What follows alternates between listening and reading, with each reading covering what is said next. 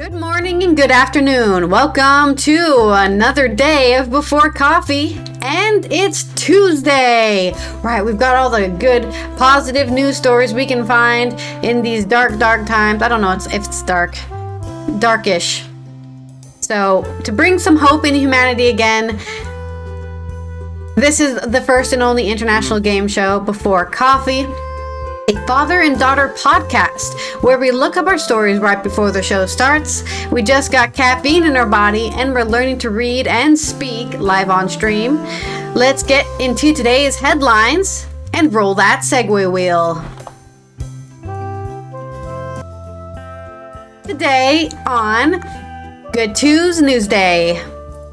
Senegal's Aqua gym classes offer hope and healing for people with reduced mobility. Greetings and salutations from the United States on Good Tues-Newsday. Scientist spots a little bee in an orchard and realize it's an incredibly rare bee. And European bison arrive in the Iberian Highlands for the first time. Nice. Boro, the dog that disappeared in Autumn's, returns home after the tragic train crash.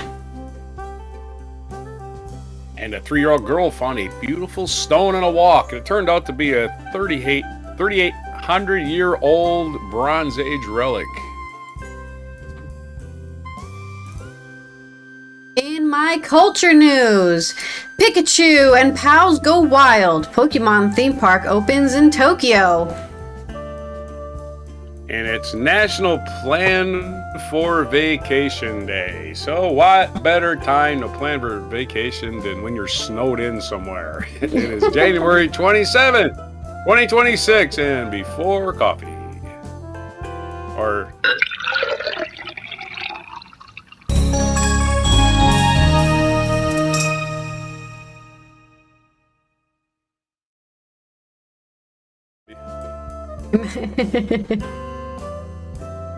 The Bobblehead Brigade. No, not the bobblehead. They didn't see it, but I saw it, so that still counts. Moses Malone's his 3-day beard growth is still a 3-day beard growth, so it stopped growing. His 3-day. I think you're just going crazy, but that's fine too. Talking about it. I can feel his whiskers. Their hair. He does have whiskers. You can see him. You can see his whiskers. Look at his whiskers. If you get murdered by a bobblehead, I'll take back what I'm saying, but I don't think it's gonna happen. The talent of the people that made this bobblehead far exceeds their, calling in life. They didn't need to do that. They did not need to give him stubble. He looked so realistic. No, usually they got stubble, but it's not real stubble. It's like painted on stubble. This is real stubble. This is like they went to the trouble of gluing little tiny, like they put him in a room, they put glue around him, and they blew hair on his face, right, maybe, or something like that. But it's attention to detail. It's definitely not painted on. You can feel it. It's real stubble. Yeah, very impressive. Maybe it's hair from his actual beard on every bobblehead. Oh, I'm sure that's what it is. Or again, he's a sentient doll like Chucky, Chucky, and he's gonna start killing my enemies. So I got that to look forward to. Yeah, that sounds really good. That sounds like a great plan. Way to go, Moses. Let's plan on that. The real Moses Malone, star of my new science fiction movie. Okay, let's roll our segue for our first story, our first positive story. I mean, that's some positive news. You've got a assassinating bobblehead. Yeah, an assassin bobblehead. The Revenge of Jesus would only be the worst title in that, I suppose. Well, get your pen and paper out, because you're going to have to write me a limerick for our first story. Not again. Man, First thing Tuesday morning, I got a limerick. Good thing you already have your coffee. Hey. This first story is coming out of Senegal, in Dakar, by Mark Boncheru and Mr. Aqua on AP News. The sun has not yet risen in Senegal's capital, Dakar, but about 100 people in swimsuits and life jackets already crowd a section of beach, ready for Aqua Gym class. In the chilly Atlantic, 63-year-old Aminata Sal is soon kicking in rhythm with others, foam noodles tucked under their arms. On the beach, the people with limited mobility are buried knee-deep in sand and gently rotate their torsos in a therapy session meant to ease pain. Sal's doctor once warned her she could lose the ability to walk within 5 years because of rheumatoid arthritis, an autoimmune disease that causes pain, stiffness, and swelling in the lining of the joints, and can cause severe damage if left untreated. "The shock was enormous," she said. "I stayed at home for almost a year, doing nothing." Then one morning she wandered down to a beach in Dakar's Ngor neighborhood and saw people exercising in the water. "I asked what they were doing and they told me to try," she said. "I'm still walking." Senegal's first Aqua Gym program, with its low-impact exercises, has drawn praise from health professionals for helping people with reduced mobility caused by chronic illnesses such as heart disease, stroke, and arthritis. As life expectancy rises sharply across Africa and the whole world, let's speak of that, these diseases have become more common, often leaving older adults with pain and limited mobility. But prevention, diagnosis, and rehabilitation services have not kept up on pace on largely useful continent whose public health system prioritizes infectious diseases, maternal care, and children. Many older people have little access to geriatricians or other doctors and tend to forego diagnostics or treatment that cut costs. I'm going to die anyway. Let me just live in pain for the rest of however many years I live. The Aqua Gym emerged a little over a decade ago as a rare, low-cost option to relieve pain and improve mobility. After Saul was diagnosed with her autoimmune condition, she said her doctor told her she would need surgery at the cost of about $10,000, which she could not afford. Most people can't afford that. She was prescribed an anti-inflammatory drug, but it was later taken off the market due to complications. "That is when I started losing hope," she said. "Some mornings a blocked vertebrae or a swollen ankle could leave me unable to move all day." In Senegal, most medical care is paid out of pocket. Relatable, right, Americans? Public insurance coverage is limited and private plans remain unaffordable for many. Costly procedures like surgery are often not covered. "A lot of people don't come to us until they get really bad. And by then, it's much harder and more expensive to treat them," said Dr. Seydina Ousmane Ba, director of the National Orthopedic Prosthetics and Rehabilitation Center in Dakar. Khadija Wade, 76, has spinal stenosis. Wait a minute. I know somebody has that problem. A degenerative condition that can compress and irritate the nerves in the spinal cord. She was diagnosed 3 years ago and her condition worsened after her husband died earlier this year. "I became very sedentary. I could spend an entire month at home without walking," Wade said. Many suggested she see a specialist in Italy or France. Yeah, let me just take a plane real quick. But visas are hard to obtain for many Senegalese, and treatment abroad is costly. Last month, Wade began Aqua Gym classes on her doctor's recommendation. She said she's already seeing results. "I came to my first session with a cane, and now I can walk without it," she said. People with reduced mobility in West Africa face especially steep hurdles, said Clement Filet, director of Handicap International in Senegal. Public spaces and transport are often inaccessible, and specialized healthcare and rehab services are scarce, he said. "Aqua Gym has a benefit you don't always get on land," Ba said. "The water supports your body, reduces pain, and makes movement easier, so patients can exercise more comfortably." The program's founder and head coach, 69-year-old Nidiame Samb, previously worked as a firefighter specializing in underwater operations before becoming a lifeguard in 1988, teaching swimming to older people. Samb is a member of Lebu, considered the indigenous people of Dakar's peninsula, who has maintained strong cultural and spiritual ties to the ocean. While training in Paris, Samb discovered Aqua Gym and its benefits. His classes in Dakar are among the few in the world that are held in the sea rather than a pool. Public pools remain rare, and the sea is free. Hey, I love a free sting. The sea is free. The sea is free. At first, it was just 8 or 10 poem. people coming to class, some said. But now, we sometimes get up to 200 people per session and have a total of around 600 students. Another thing, the sea is way larger than a pool, so you can have 200 people in it at once, right? Mm-hmm. I feel like it's going to be a little harder to have 200 people in one pool. Maybe an Olympic pool, and that is costly to make an Olympic pool. The low-cost Aqua Gym classes, 300 CFA francs, or... oh my god, hear this. 50 cents USD. 50 cents to go to the classes. Are led by volunteer coaches. The fees are used to keep the center running and to buy equipment. You know, like the pool noodles and stuff. Along with a $3,000 subsidy the city granted this year. Sam's brother, Alassane, 60, a lifeguard and licensed massage therapist, guides new participants and said some even come from France and the United States for treatment. Well, you hear that, Dad? You gotta go move to Senegal. Yeah, swimming does me no good, unfortunately. It actually makes it worse. So. Well, maybe you have to take these specific classes that are meant for it. I don't know. I have more than stenosis. I have a floating disc in my back that's torn. Oh, you gotta float it in the ocean. Swimming. It's the seawater. It's the power of the sea. Let me finish the story real quick. I was told before by you go on a doctor rant about it. As the day's session ends, Saul walks out to the water with a smile. She attends 3 times a week. What keeps me coming back is seeing other people not giving up, she said. And there is the end of my article. Talk about your stenosis and your floating disc. Whatever therapy they're recommending, I don't know what it is. I can't really comment on it. But my thing is, when my back was really bad, the doctor told me, get in the swimming pool and swim. Kicking your legs will make it better.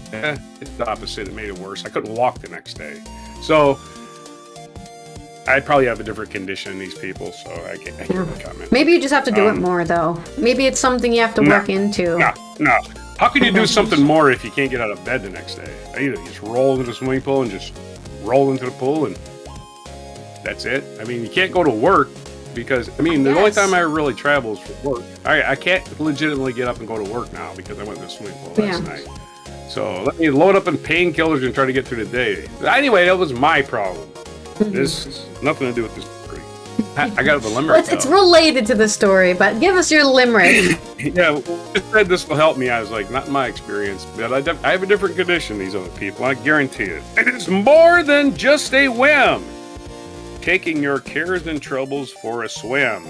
Old bodies in pain usually struggle in vain. Now they wait for the tides, not their turn at the gym.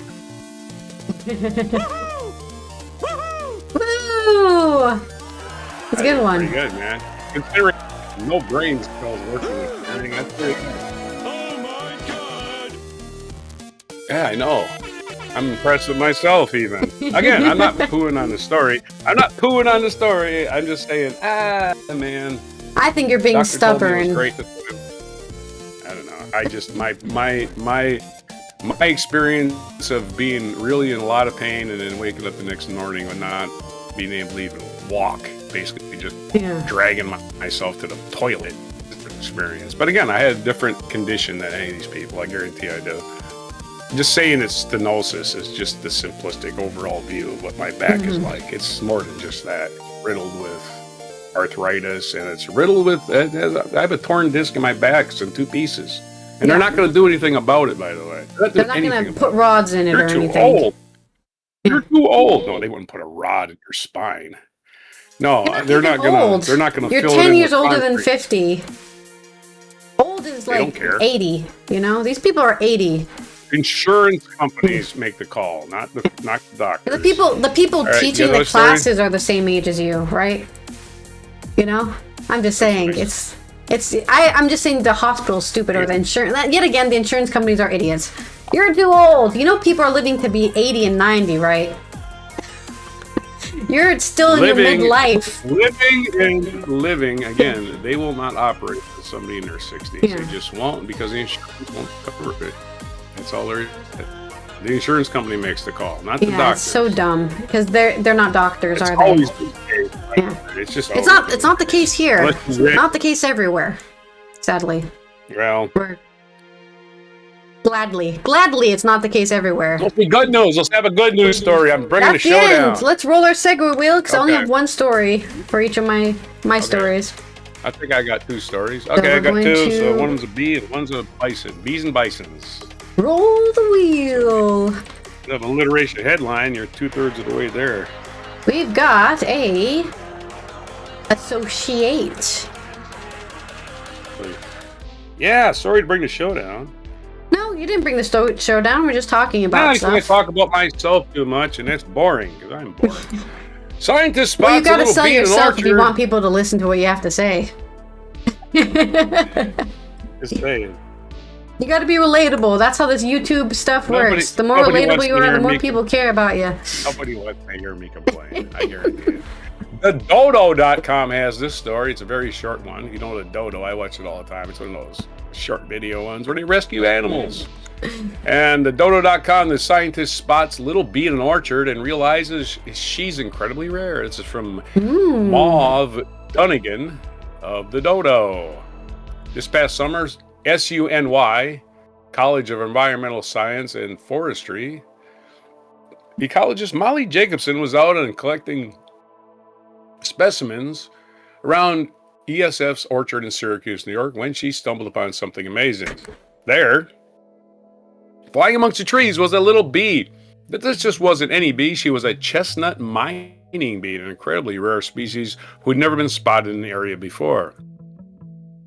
In the photo of it, looks like a bee slash, you wouldn't even recognize this as a bee unless you're an expert looking at this picture.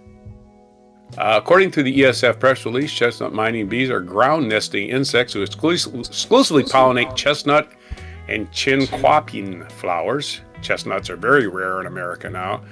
These bees lived in New York until the early 1900s when a chestnut blight killed large swaths of chestnut trees, harming local pollinators and driving them away.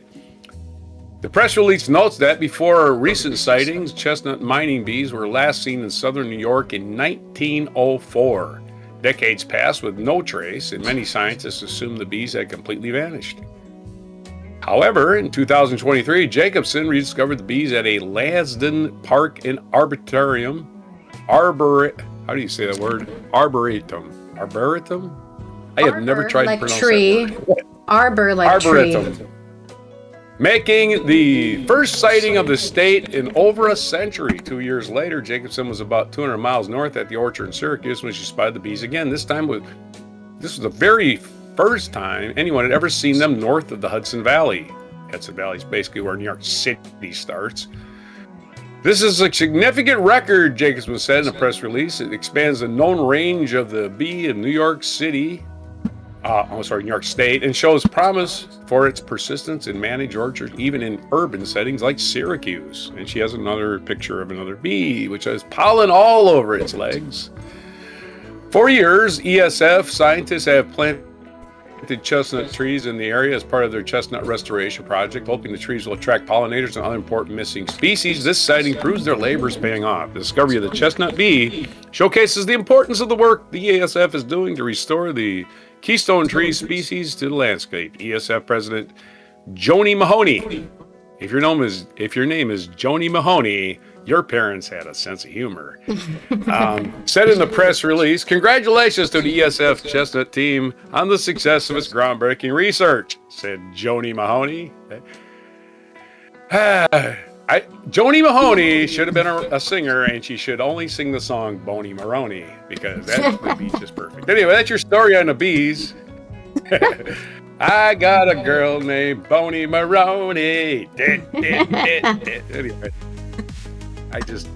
This reminds me of a post I saw earlier when I was scrolling through social media, which I only do in the mornings, and it was about people getting plants, right, and putting them in their gardens, and then saying, "I want to bring the bees and the butterflies back, right? I want to bring nature back." Right. And then they sprayed their plants with pesticides. Oh yeah, let's kill all the bees. And they crush all those chrysalis. Oh, gross! There's a gross thing growing on my plant. That's a chrysalis for the butterfly. You know, it has to turn. Oh, the caterpillars are eating all the leaves on my plants. You know that caterpillars need to eat to become butterflies, right? Butterflies are pollinators, morons. You gotta stop killing butterflies. And chrysalises are pre-butterflies. Yeah. What's that nest in my tree? Let's kill it. It's a weird It's gross living. thing growing Let's kill there. it. What is that gooey thing? I grew up with a lot that's of what that stupid reminds me people of. that thought- Yeah, I grew up with a lot of stupid people that thought every little thing deserves death, right? It's like, it's alive, let's kill it! You know, there's people like that, they're just morons. Oh dear. By the way, I associate this now that I know the girl's name is Joni Mahoney, with Frank Zappa's song Catholic Girls, right? The way he's like, Tony Carboni. There's actually a guy in his band named Tony Carboni. He's like, That's great. Catholic Amazing. Girls is a great Frank Zappa song, and it's very dirty, very dirty. It's a Frank Zappa song. Tony Carboni, Vinnie Caliuto. Vinnie Caliuto was also in Frank Zappa's band. He was a drummer. Vinnie Caliuto. He calls out his members of the band's name in it. Let's do another story about Yes. bisons this time. WeWildingEurope.com has this Ooh. story. It's their story because they're the website that's rewilding Europe, apparently. Europe bison arrived in the Iberian Highlands for the first time. We'll shorten this story a little bit. In a historic step for rewilding in Spain, 9 European bison have been released for the first time in Iberian Highlands. And there's nobody's name on this story, so it must have been a group project.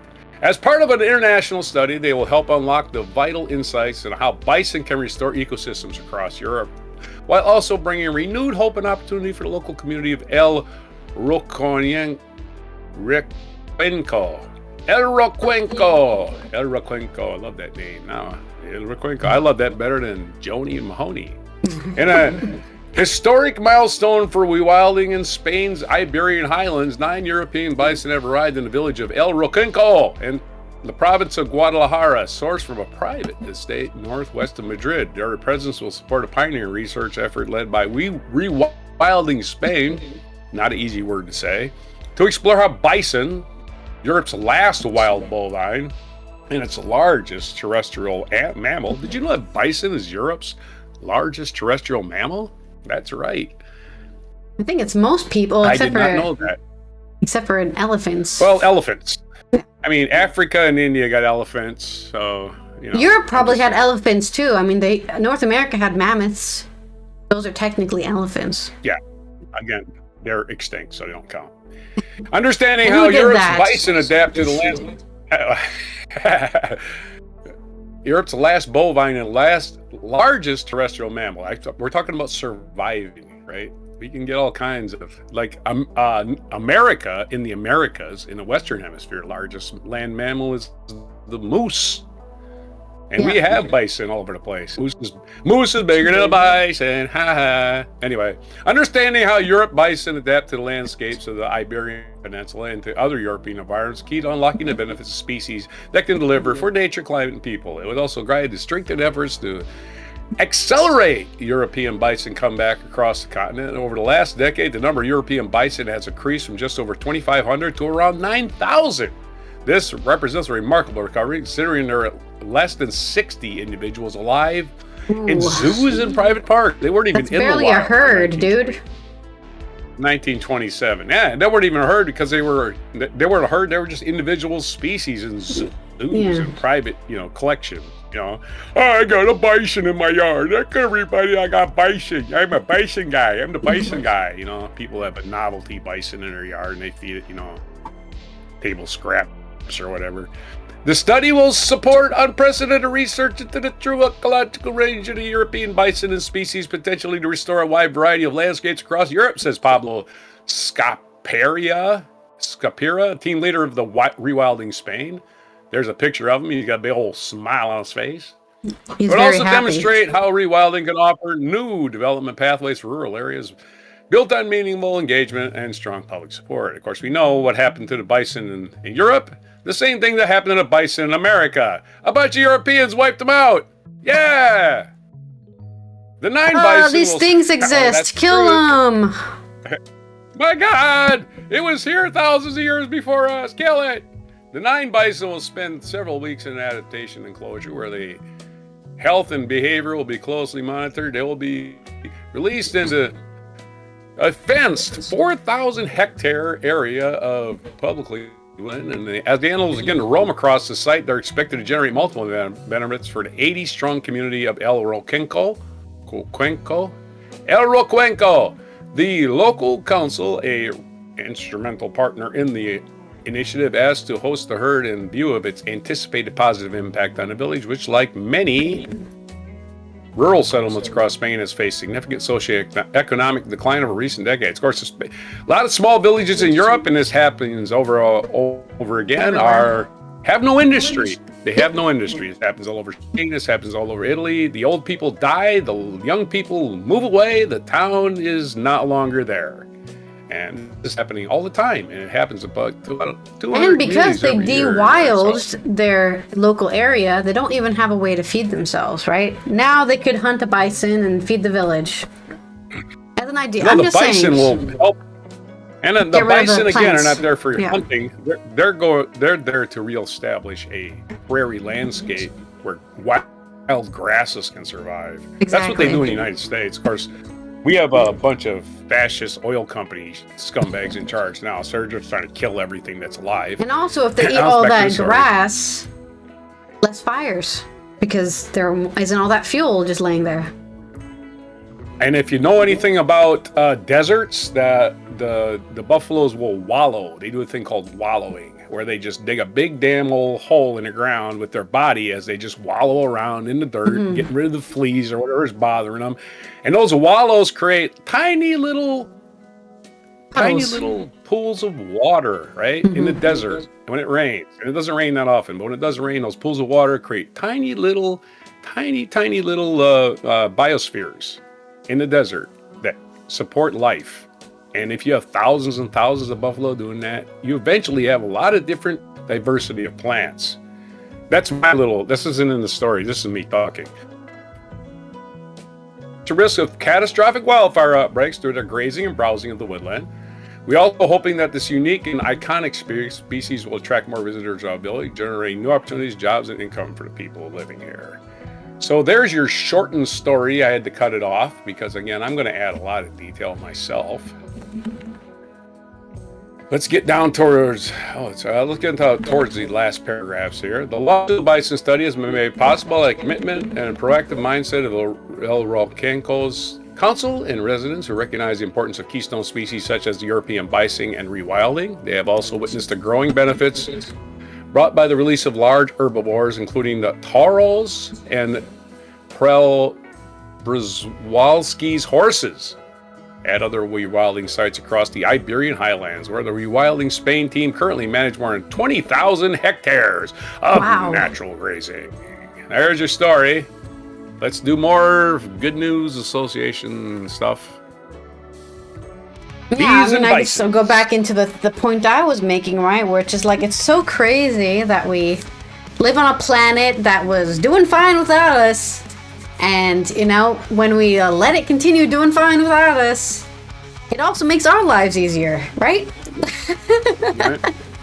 It also makes the human experience easier if you just leave it alone and stop killing everything. Yeah, the reason they took bison out was because the bison were taking down their barbed wire from all the cattle ranches. One of the reasons.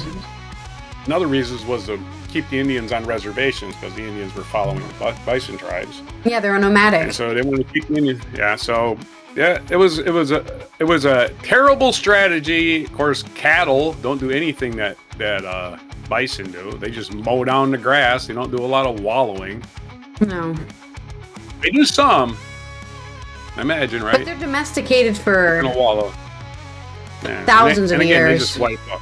No, they don't have those long. Some cows have it. Some cows have the really long necks. Like the neck. And cows overgraze.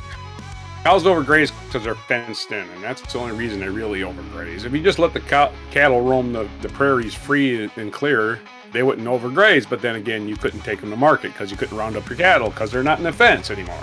So. Well, yeah, you'd have to have a cattle dog so you could round them up, and then of course people can steal your cattle. Even with the cattle, like right. there's a ton of things that can happen to you when you risk doing animal ranching or plants or any of this, right? But there's people out there, here you go, may rant against farmers again, right? They want zero of the risk, all of the reward.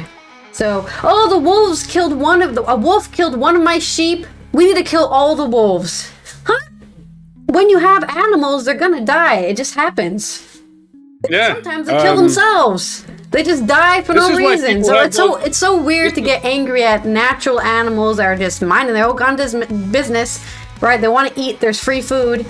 And they go, oh, we need to kill all the wolves and get rid of all the boars and all of them because they ruined my life. My life is ruined. Again, the business cycle has ruined the environment. The business cycle, of course, is the period of time where you're supposed to declare a profit of some sort. And sometimes the business cycle is a month, or 3 months, or whatever. Yeah. Either way, after 3 months, if you're not showing a profit, it becomes, oh my God, what can we do to spoil the environment, to drive our profit higher? I'm wasting my entire life because I'm not making a profit. I didn't and make that's a why, profit to me, this farmers quarter. are not heroes.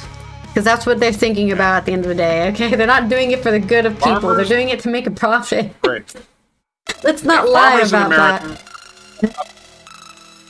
Farmers in America grow crops that are just turned into either fuel or food for other countries. And they're not even feeding our people. So how are they helping us exactly? I don't think it's bad, right? I just want them to be honest, right? I'm not saying it's bad to do things for profit, but don't act like you're not doing it for that, right? Yeah, it's a nice little thing to be in where the government will bail you out every time. Airlines got it. Farmers got it. Yep. If you're a big farmer, I'm sorry. If you're a small farmer, I'm always talking about corporate farms when I talk about this. Yeah. Factory farms. Small farmers I'm never are just talking about, you know what, I'm going to open a little sheep farm with 10 sheep. I'm not talking about those people, you know? Peter, let's get back to the good news. Peter Thiel's buying up all the farmland in America as we speak, so. All right, let's go into our next segue for my next positive news story. Yeah. And it is a hypothetical. And we're going to be talking about some good news out of a tragedy. So there's always some happy news in tragic times. And this is about a dog. Everyone loves dogs, especially when you find them because they've been lost for a week. Or almost a week. This is on El País by Nacho Sanchez. I'm sorry. Nacho, get out. Who named their son Nacho? Ignacio, baby. It's Ignacio. No, his real name is Nacho Sanchez. I can look him up, but he's a real man. He took the picture too, so he was on site for this. Okay. Ignacio. He was on site for this article. He was the on-site reporter for this story. I'm gonna look him up, and we can read about him after the story. But this is officers and volunteers rescue a dog that went missing Sunday in a train accident. I think this means last Sunday. There's been a couple of train accidents in Spain. I think they need to redo their maintenance or something because there's been 4 train accidents since the tragic one that happened. Oh, maybe this was... No, actually, this is the one previous Sunday. Sorry, this was on the previous Sunday. The one that killed, I guess, 50 people now? 40 people? Ana Garcia, one of the survivors of the train accident near Ademuz, Cordoba, recounted her tragic experience on Monday, which was not last Monday. Maybe it was this Monday. I don't know which Monday. One was the 22nd. Okay, the 19th. Recounted a tragic experience on January 19th after describing how firefighters rescued her and her sister, who remains in intensive care. The 26-year-old pleaded for help finding her dog Boro, who went missing after the accident. I'm taking this opportunity to look for my dog. Please, if you can help search for animals, they are family too, she said through tears. The efforts of a dozen volunteers who immediately mobilized bore fruit last Thursday, which was, let me look on my calendar, the 22nd of January, when Boro was captured and returned to his family thanks to the coordination between volunteers and law enforcement. On the 21st of January afternoon, members of the Nature Protection Service, Seprona, of the Civil Guard located the dog on a property, although they were unable to capture him at the time as he ran away in fear. The missing dog was found early on the 22nd of January morning. The animal was spotted but it was spotted on the 21st of January afternoon, a few kilometers from the site of the fire, by agents from Plan Infoca, the Andalusian regional government's wildfire prevention and suppression service, but ran away in fear during the night. The specialist left an item of the family clothing there to ensure it wouldn't wander too far. On the 22nd of January, the team returned to the same spot with Ana Garcia, the dog's owner, and around 9 a.m., a few minutes later, they found the dog sitting and waiting. As soon as it recognized Garcia, they were reunited. "We are so happy," the young woman from Malaga emphasized. "Gordo, we're going home." Garcia, I thought her name was Boro, not Gordo. What's the dog's name? It's probably because I translated this article from Spanish. "Boro, we're going home now," Garcia, the 26-year-old, told the dog from the backseat of the car as they announced the discovery to the media. Boro curiously watched the flurry of cameras pointed at him, while Garcia, smiling, stroked his back. It was the happy ending to a story that began when the animal ran away after the accident. No one knew if he was alive or where he might have gone, and the woman who was traveling on the train with her brother-in-law and her sister, pregnant. She's pregnant. She's out there like, I need to find my fucking dog. God damn it. No. Pregnant and still in the Your ICU dog. at Reina Sofia Hospital in Cordoba. Oh no, her sister is pregnant, sorry. Her sister is pregnant with her brother-in-law. They're at the hospital, and she went out like, my sister's fine, let me go look for my dog. Took advantage of an interview to ask for help finding him. "He's part of the family," she said. Without realizing it, she had set in motion a large group of up to 200 people, including volunteers and professionals whose sole objective was to locate him. They had also distributed posters with a photo of the dog, a mix of a Schnauzer and a Spanish water dog, among the businesses in the area. "Boro is missing, lost in Adumu's accident. Any information is helpful," the text read. And then there's her with a leg brace, and she has bruises all over her face, probably from the accident, and she's hugging her dog. And this dog has a lot of gray hair, so it's probably an old dog. So she was probably even worried about it because it was probably like, "Where am I?" You know, dogs can get dementia, so you gotta be worried about an old dog. A young woman in Malaga who works in Madrid, but she had gone to spend the weekend in her hometown with her sister. After the accident, she lost track of Boro, who had traveled with them. "He's family," the young woman insisted. On the 19th of January, went with her family to Adumu's, limping and with her leg in a cast to try to find her pet. She also distributed posters with the dog's photo. Boro is missing, lost. After returning Cordoba to visit her sister in the ICU on the 20th of January, which was last Tuesday, Anna went back to her village in Cordoba to search for her dog. She wasn't alone. The young woman also had the support of members of the Animalist Party of Cordoba and a group of volunteers from various animal welfare organizations who had traveled to the mountains to participate in the search. On the 19th and 21st mornings and nights, several young people split into groups to search the area around the railway tracks, the accessible parts not controlled by the Civil Guard, trying to locate the dog. They also asked anyone they encountered working the field if anyone had seen the animal. Ana Granados, born in Basque Country, but a resident of Malaga, was one of the first people to arrive in Cordoba village on the 19th of January to try and find Boro. The search was very difficult because it was a very large area and very steep terrain, she explained. "We also didn't know how he had reacted. He's very skittish, and we didn't know if he had run until he was exhausted or sought shelter," she added. Little by little, people arrived from different parts of Spain, such as Madrid and Barcelona, to participate in the search for the dog. Later, they obtained authorization from the Ministry of the Interior to enter the properties near the railway tracks, accompanied by patrol from Nature Protection Services, or Seprona, one of the Civil Guard. Gradually, the members of the Solidary Forest Firefighters Association and professionals from the Infoca plan joined the search, ultimately coordinating the efforts and dividing the search areas into groups. "We know the area well and have resources for this job," said Ruben Flores, group leader of the Infoca plan team that organized the search. Both sides were hopeful for the dog's survival because there was plenty of water in the area, and the rain had soaked the grass, which Boro might have used for food. They also believed he would have sought refuge near the train collision site, as the animal understood his family would be nearby. On the 22nd of January, the group that included Juan Ral Castro, an agent with the local Infoca Wildlife Service, found the dog's track on a fire break. By mid-afternoon, they had located him on a property in Ceruzula Natural Park, several kilometers from the accident site, but he had run away. Later, the group returned with Ana Garcia to see if he would respond to her, but he had lost his trail. They did, however, leave one of the young woman's items of clothing nearby.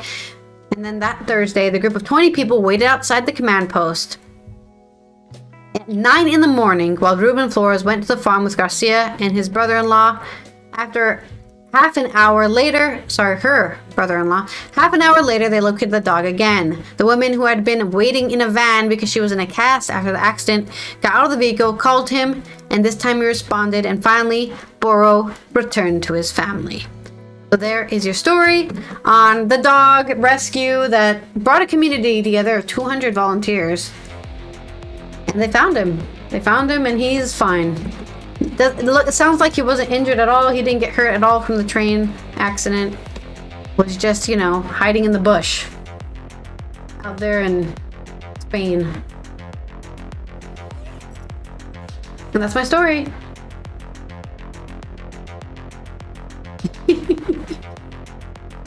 I guess a hypothetical, I had to go to a song by Hoyt Axton called Della and the Dealer. Yeah. And we have a theoretical cat. We have a theoretical cat with this story. And in the song, he says the verse actually goes like this. Let's go back. Where was I? Yes. If that cat could talk, the tales he'd tell about Della and the Dealer and the dog as well. But the cat was cool, and he never said a mumbling word. Anyway, there you go, your hypothetical. Yeah. I invented a cat that was traveling with the dog. I mean, the whole story reminds me of one of those Homebound, I think, or Homebound. I think that was the name of the film about the dogs and the pets. Are any of the Benji movies? You remember Benji? Benji was a little terrier. He got famous on a TV show called Petticoat Junction. Yeah. And he got a movie career out of it, right? There probably was 15 or 20 Benjis, right? I remember the show about the dog that was a detective. Do you remember that show? He wore a little Sherlock hat and had a cape. Pet Detective. Yeah. Oh, you're not talking about Pet Detective. You're talking about... Yeah, I can't remember what it's called either. Wishbone. Yeah. Wishbone. Wishbone was a good one too. I remember that watching that as a kid. I remember every damn thing eventually. Yeah, it's called Wishbone. All right, so let's spin the wheel for my 3-year-old finding treasure. You don't have to be old to find treasure, that's for damn sure. Hey, we love finding treasure. Also, hello, Johnny. Happy Tuesday. I hope you're having a good one. Yeah. Now it's time for me to come up with a hypothetical. That's easy enough. Still haven't found the video. I'm still looking. A 3-year-old girl found a beautiful stone on a walk that turned out to be a Bronze Age treasure. This is from Arizki Amiri of DailyGalaxy.com. So isn't that the newspaper that Superman worked for? Clark Kent? No, that was the Daily Planet. Never mind. In early 2026, Israeli officials confirmed the recovery of a significant Middle Bronze Age artifact found expectedly at a public archaeological site in central Israel. The item, dated to nearly 3,800 years ago, is the latest addition to a growing body of evidence documenting Egyptian influence on ancient Canaan. The artifact is not uncovered by researchers or any scheduled excavation. Instead, it was recovered during a routine family visit to a well-known heritage site southwest of Jerusalem. No tools were used, no training involved, and no historical intent guided the discovery. The object has now been added to the state antiquities collection and is expected to feature an upcoming in an upcoming national exhibition. Authorities have validated the artifact's authenticity and cultural value. The find has reopened discussions among scholars about the extent of cultural convergence in the southern Levant during the second millennium BCE. BCE means, I believe, before. I hate it when they do this shit to me. The Israeli Antiquities Authority, IAA, reported the 3-year-old girl named Ziv, who was visiting Tel Azika with her family in late 2025, picked up what appeared to be an unusually shaped stone from the trail. Her brother Omer recalled she bent down and picked it up. When she rubbed it and removed the sand, we saw that it was something different. I called my parents to come and see the stone and realized, yeah, she discovered something amazing. The family immediately contacted the IAA. After examination, experts identified the object as a Canaan scarab amulet designed in the form of a dung beetle, a sacred symbol in ancient Egypt associated with regeneration and royal power. Yeah, dung beetles are the most powerful things in the universe. The seal was likely crafted between 1800 and 1600 BC during the Middle Bronze Age. These beetle-shaped seals were commonly used for ceremonial and administrative purposes. Scarabs were found in tombs, private homes, and public spaces across ancient Europe and its spheres of influence.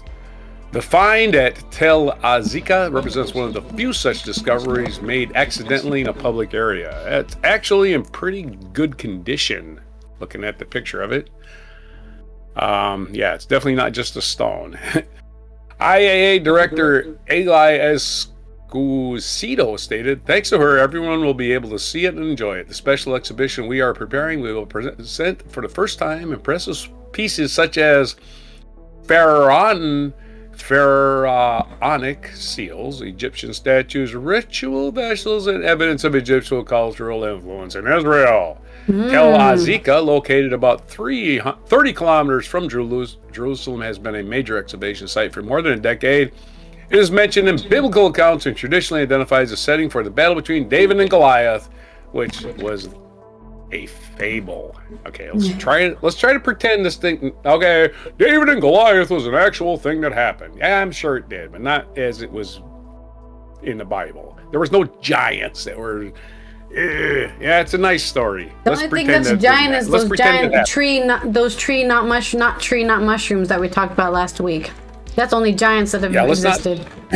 Let's not try to use the Bible as scientific evidence, please. Archaeological work led by Tel Aviv University and IAA has uncovered evidence of continuous occupation across multiple historical periods. Professor Odin Lipschitz, that's his actual name, Odin Lipschitz, who's Lipschitz, Lipschitz, who directs the Tel Azika evacuation, noted, we have been he can't talk either, so that's not my fault. We have been excavating for almost 15 years, and the findings show that during the Middle and Late Bronze Age, one of the most important cities in Judean lowlands thrived here. The newly recovered scarab contributes to growing inventory of Egyptian-related objects found at the site. Past excavations at Tel Azika have revealed ritual vessels, pharaonic, there's that word again, styles seals. Pharaonic means like the king, and Egyptian statues, pointing to extensive contact between Egyptian and Canaan societies during the second millennium of BC. Finds of this type are especially valuable when the origin can be traced through inscriptions or manufacturing techniques. The IAA has not released further details about the scarab's internal design, but the object is considered well preserved and suitable for display. The Bronze Age scarab. Let's have us a hypothetical as we make fun of a guy named Lipschitz. Well, I mean, my previous story had a guy named Nacho Sanchez, so. Yeah, but Nacho is just it's a nickname for Ignacio. It's pretty commonly known. Yeah. Lipschitz is his surname. He couldn't change Jones, I guess. That's just Polish or something.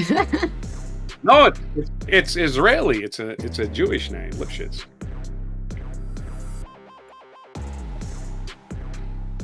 My thought that was a hypothetical joke name. is, I thought that what was a joke name if that Woody Allen David made. and the Goliath was real and it was just a really tall guy? I think a lot of Yeah. archaeologists don't want to completely dismiss fables. Because fables sometimes are No, we based on a don't. truth. Like a real thing that happened, but maybe not Yeah. actually what Exaggerated. happened. Yeah. Exaggerated. Look what happens As in the Gandalf real world. said in The where we have Hobbit. Actual video. Life needs a little embellishment, I believe is what Gandalf said in The Hobbit. That's what he said. Yeah. Every story needs a great embellishment. But yeah, there's my hypothetical. Yeah. Look at as we talk about what is it, the Mandela effect that somehow exists, right? Yeah. People don't even remember actually to happen during their lifetime. So Yeah. how are they going to get the? I thought Mandela died in prison. How did he become president then? I understand it's just blatant racism behind that, but Yeah. I'm just saying. It's like, oh, hey, are the black people the same person? You know, or something like that. I Yeah, have no idea something what that- weird what- going on there with that one. I have to Either agree. way, people have trouble with things that's reported to them as actual facts. And how are they going Yeah. to get things right from thousands of years ago? They're not. They're just making up fable. This battle may have happened, you know.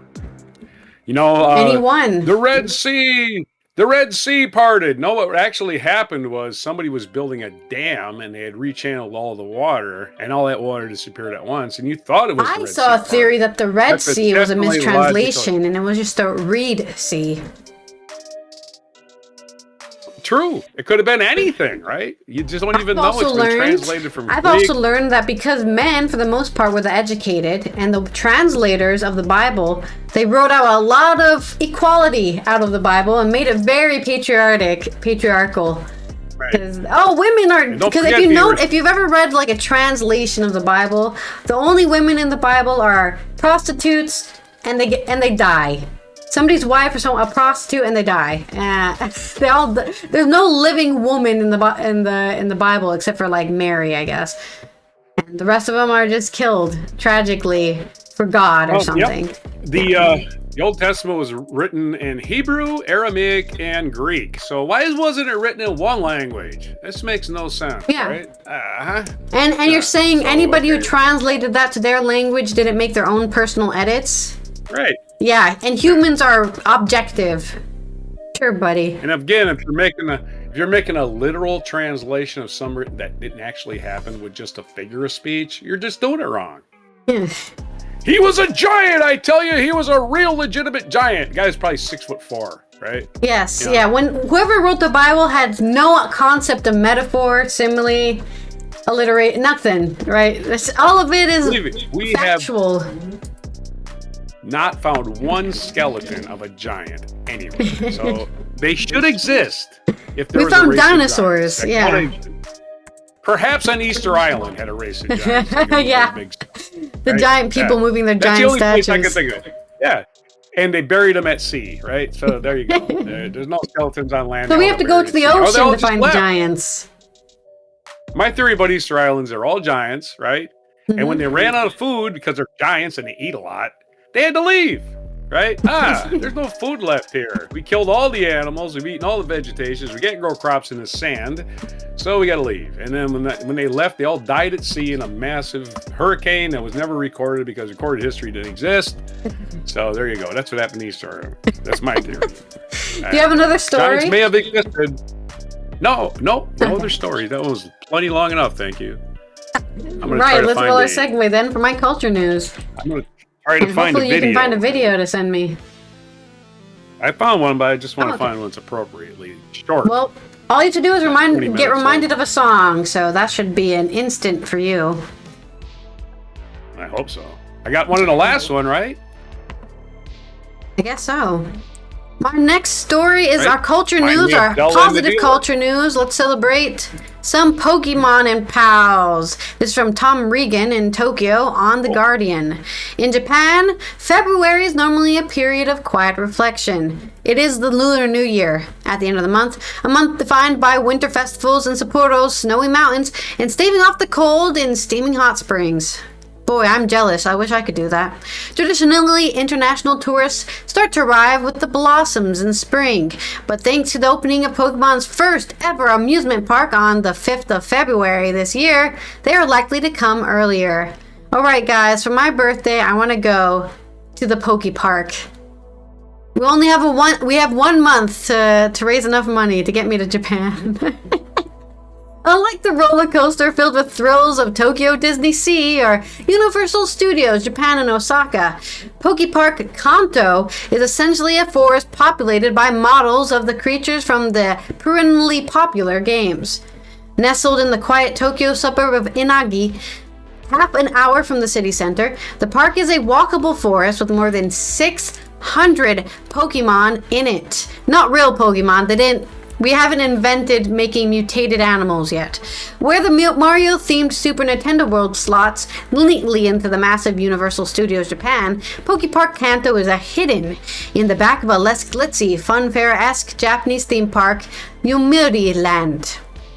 Taking up 26 square meters, the family-friendly attraction is divided into 2 main areas: Pokemon Forest and the plaza-esque Sedge Town. Tickets for the park are bought via a lottery system and currently sold out for the next 3 months. Oh no! I'm gonna have to buy one from a scalper in order to get in. They're ranging from 7,900 yen, which is about 38 pounds. So probably 40, depending on your conversion, right? Around 40. For a standard adult ticket, to 14,000 yen or 66 pounds, so almost 70 currency, insert your currency here, for a queue skipping priority pass. That's actually really cheap compared to Disney, I think. The park's creative direction has been overseen by one of the original Pokemon creators, Junichi Masuda. The one who made the Masuda sequence. For anyone who doesn't know, that's the sequence you can do to get a shiny Pokemon. So that's a Pokemon that's a different color. I'm pretty sure that was him, the Masuda sequence. Visitors roam a series of explorable habitats littered with endearingly lifelike statues of hundreds of Pokemon, arranged in fun tableaus where various species are interacting with each other. Walking through a Poke Park Kanto feels akin to becoming a Pokédex-clutching David Attenborough. A recreation of what it would be like to observe these fantastical creatures in the wild. It's basically Pokemon Snap in real life. Beaver-esque Beetofs use their 2 front teeth to cut down a real tree. Worm-like Diglett burrow above the soil to create a smiling Eevee.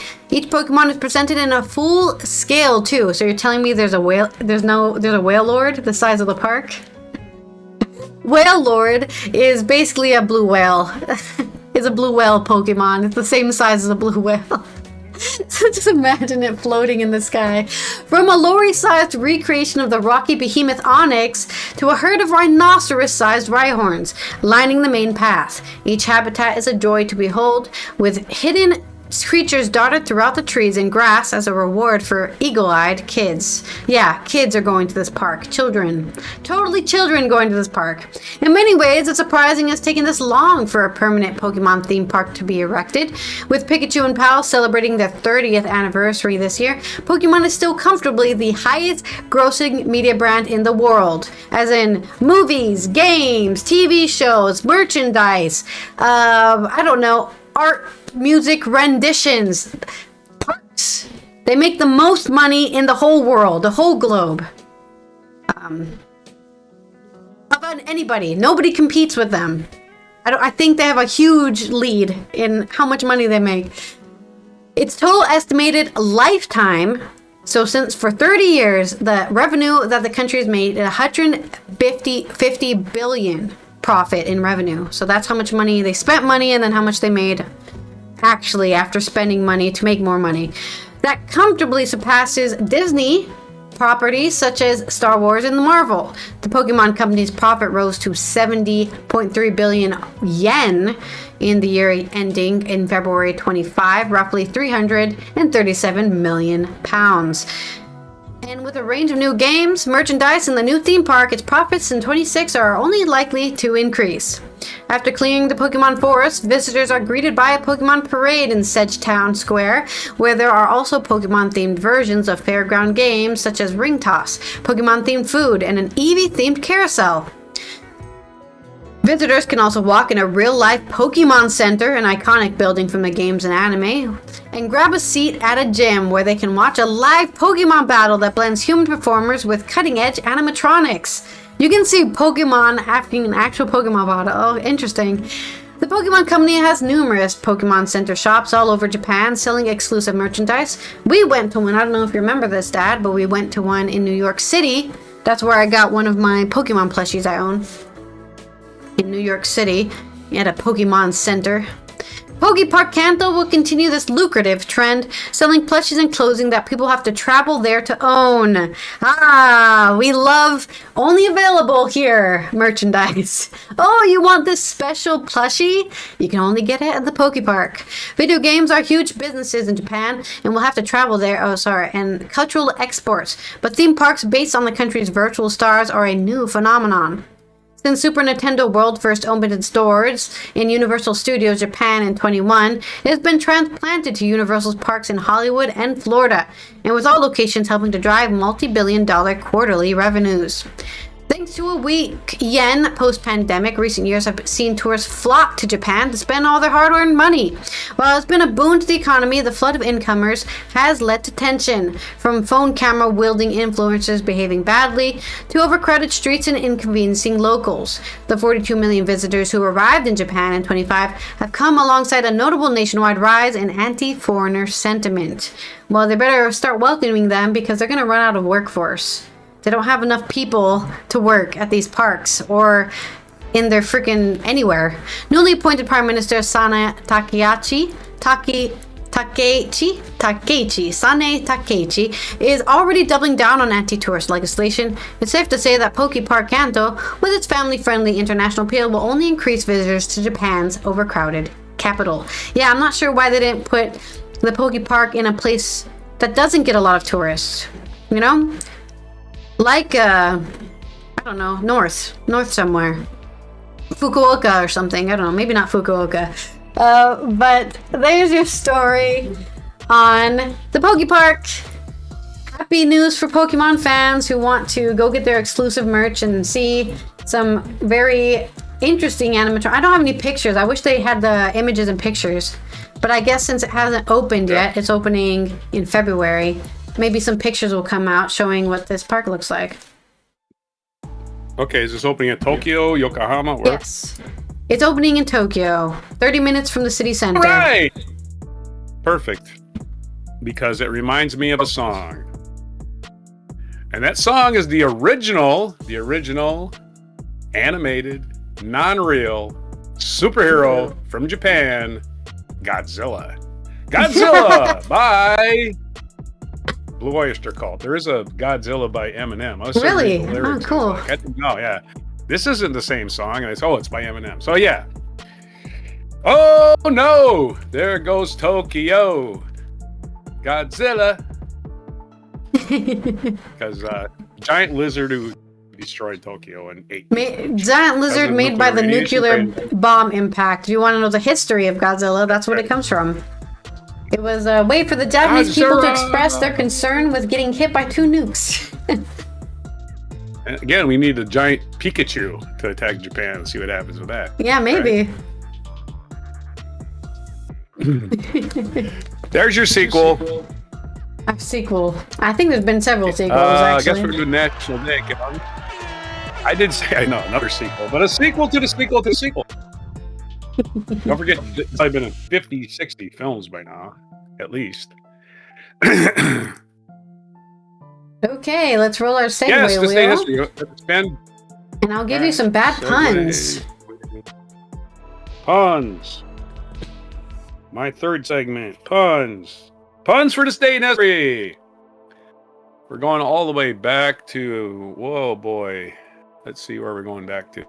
All the way back to this day in history. I did send you a video. I had to get one. 1832 in this day, Lewis Carroll was born in Daresbury, Shire, England. Think about that. The guy was born in the Cheshire. He wrote Alice's Adventure in Wonderland and the sequel Through the Looking Glass. I did not know he was born in Cheshire. It's hard enough to say, but it's in Wonderland, and knows about the Cheshire cat that disappears and his smile stays behind. 1880, American inventor Thomas Edison patented the incandescent lamp, which one of his workers invented, which he had the idea for it, but one of his people working at his lab came up with a filament that wouldn't burn out immediately. Of course, we don't use those anymore because they waste a lot of electricity. 1885, Jerome Kern, a composer best known for his musical comedies, born in New York City. 1944, the Soviet Red Army ousted German and Finnish forces from Leningrad. Leningrad used to be known as St. Petersburg, and now it's known as St. Petersburg again. So, Germany attacked Soviet Union. It took them like 3 years to get the Germans finally out of Leningrad. During the snow, which was a mistake. Yeah, it was 872 days siege. That's not quite 3 years, but it's over 2 years. 1945, the Nazi concentration camp at Auschwitz was liberated by Soviet troops. So like 1 year later, they were marching through Poland and found out, hey, what the fuck? 1995, John Roberts was born in Buffalo, New York. He's a fascist criminal. He is the current Chief Justice of the United States Supreme Court, needs to be removed and put in prison. 1967, during the simulation of a launch, this is terrible news, U.S. astronauts Virgil Grissom, Edward R. White, and Roger Chaffee died in a fire on board Apollo 1. And again, they just had, all it takes is a little bit of smoke, and since you're breathing, it's just very, very flammable. So they all died of smoke inhalation before they could be 1973, the Paris Peace Accords formally ended the Vietnam War, were signed providing for an exchange of prisoners for unilateral withdrawal of U.S. forces from Vietnam, although fighting continued in 1975. United States spent their 10 years in Vietnam getting our ass kicked, winning every battle and losing the war because nobody wanted us there. Not one person wanted us there. Not one. You ask any Vietnamese citizen, they said, man, I wish these Americans would go to fuck home. 1976, the first episode of the sitcom Laverne and Shirley aired. It was a spinoff of Happy Days. It starred Cindy Williams, Penny Marshall, and don't forget Michael McKean, who later became, Penny Marshall also became one of the first women to achieve consistent commercial success as a movie director. Started a lot of people, actually. And Gary Marshall, Penny Marshall, Gary Marshall was his daughter in the show, and he became, of course, burned to making movies like A League of 1996, Colonel Nasara led a successful military coup in Niger against the democratically elected government of President Mohamed Ousmane. And there you go. Military coup usually ends up in a dictatorship. 2010, J.D. Salinger died at the age of 91. He wrote Catcher in the Rye, which uses humor and colorful language, the sensitive, rebellious adolescent Holden Caulfield. One of the novels that got famous and had a cult following, and he only wrote one real novel in his life, although he wrote a lot of short stories. 2011, the Yemen uprising began. Thousands of protesters inspired by the demonstrations in Tunisia and Egypt rallied in Sana'a, Yemen, to demand President Ali Abdullah Saleh and call for political and economic reform. I don't think that got anywhere significant. It seems to be war-torn at this present time. 2018, Ingvar Kamprad, who founded the home furnishings company IKEA, died at the age of 91. The world's largest seller of furniture in the earliest 21st century, and still plenty of that furniture out there in people's living rooms that has been put together completely wrong. 1302, our featured event is Dante. Yeah, Dante. On this day in 1302, I tell you, Dante Alighieri was exiled from Florence by his political enemies. The city was embroiled in conflict involving two contentious factions within the Guelph political party, the Whites and the Blacks. Dante was ultimately exiled for choosing to side with the Whites. While in exile, he wrote his best-known poem, The Divine Comedy. Dante is responsible for our actual literal definition of hell, because we never really knew what hell. There's no hell in the Bible. Dante invented it. All right. Anyway, so Wolfgang Amadeus Mozart's birthday today. That's right, Australian composer. He was born January 27th. Australian. I said Austrian. Austrian composer. I keep saying that wrong, man. I gotta learn how to read. Well, someday I'll learn how to read. He was born January 27th, 1756. He only got to be 35. 35. And he wrote all that great music. 1991 is where he died, in Vienna. He was born in Salzburg, Austria, Vienna, Austria. And around the same time, as we say, around that same time, there's a lot of what do we want to say, intellectualism around, right? And it lasted for a good little while. There was a lot of intelligent people. Maybe something in the water, right? Other birthdays today, we did Lewis Carroll, Edward J. Smith, British captain. Captain of what? I don't know. But he was a captain, and his name was Ed Smith.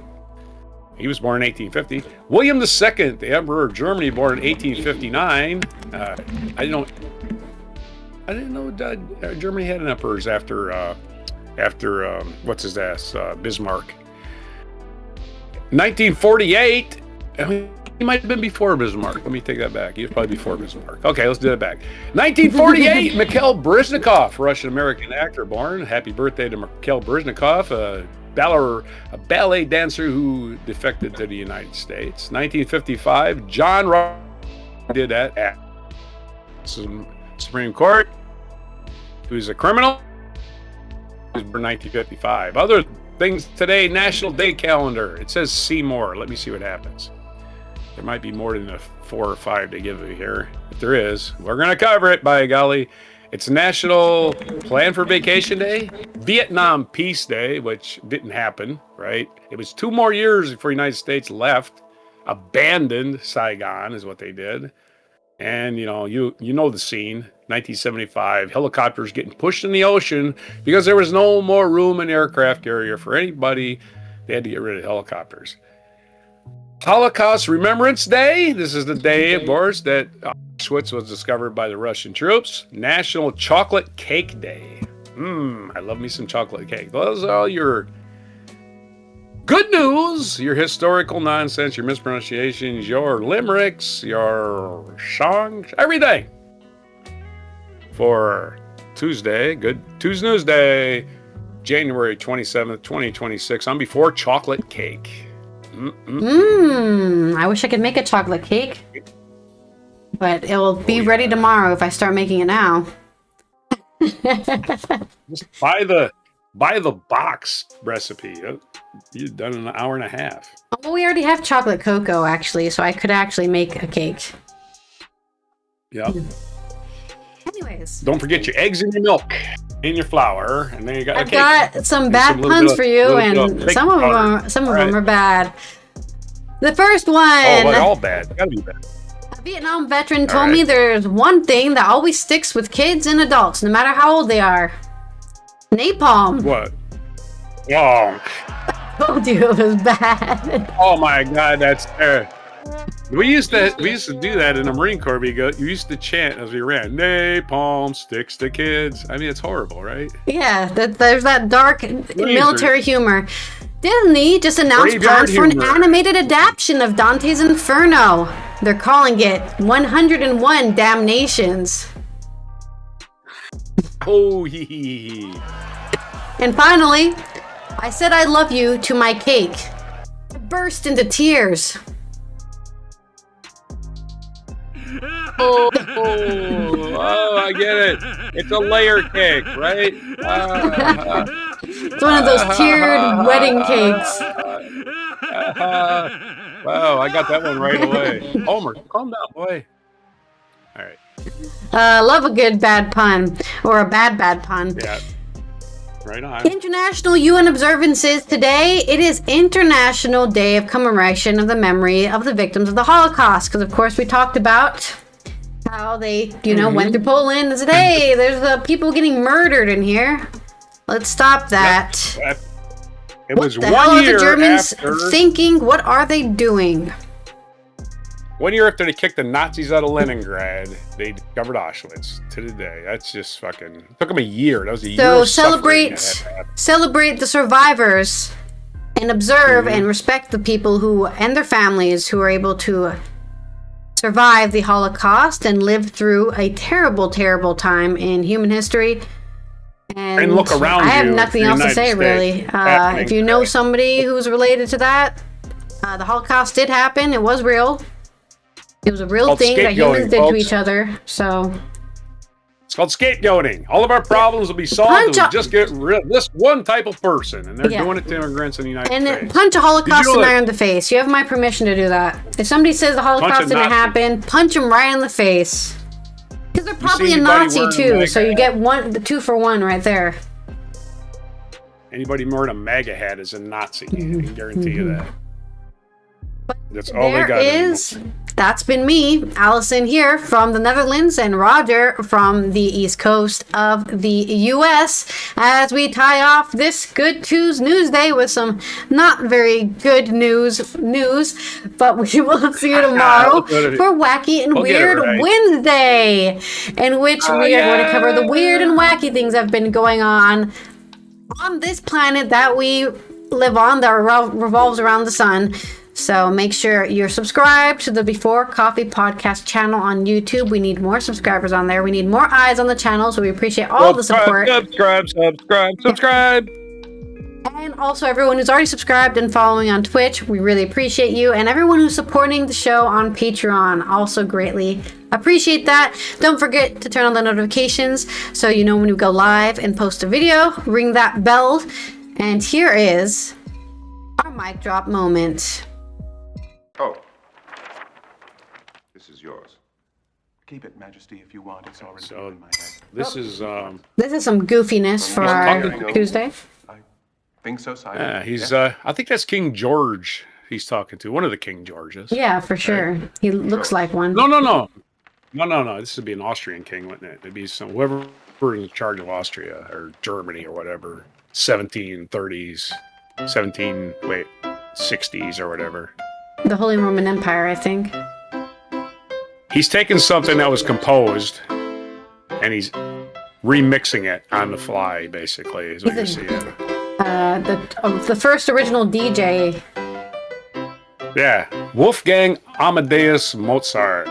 The rest is just the same, isn't it? He doesn't even care. He doesn't even read the music. He's just looked at it and now he's playing it. It doesn't really work, does it? Yeah. Your march sucks. Did you try? Try this one. Shouldn't it be a bit more?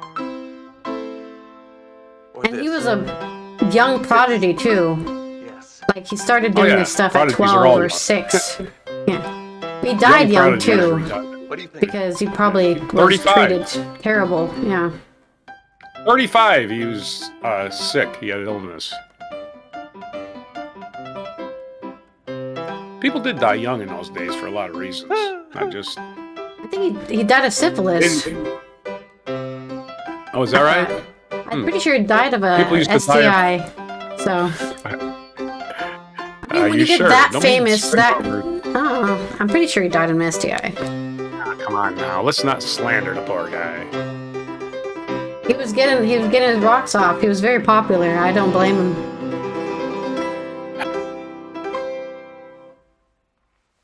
Remains debated. Kidney failure. Strip the He's cock. pissed.